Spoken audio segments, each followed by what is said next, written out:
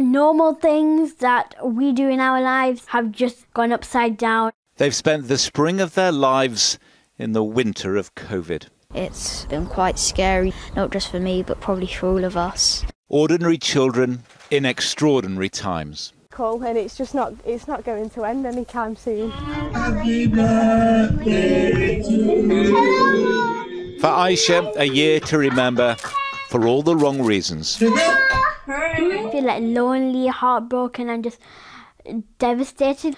Lockdown has made reluctant screen stars of all her friends. It's very weird. It's just weird because it's just like a hologram. It's not the same.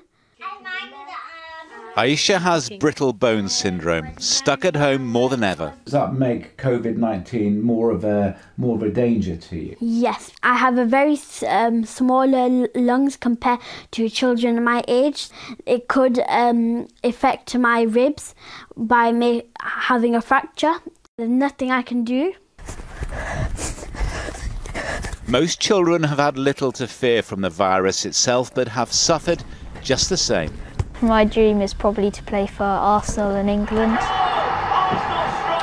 Yet this is as close as Theo can get to the action. Like by one setback you could have your dream taken away from you.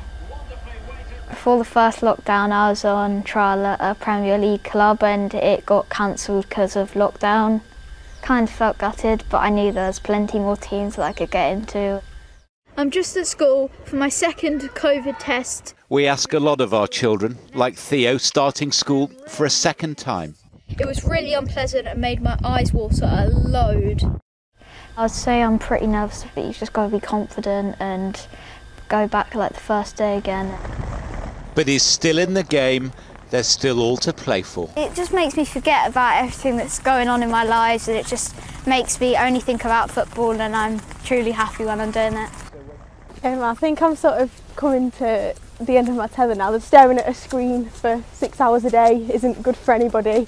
Chapter 12, 12.8, I think that's the best way to go. So do you remember OAR? Yeah. Tyra's life once followed a predictable progression from A-levels to law degree. That pathway is no longer so clear.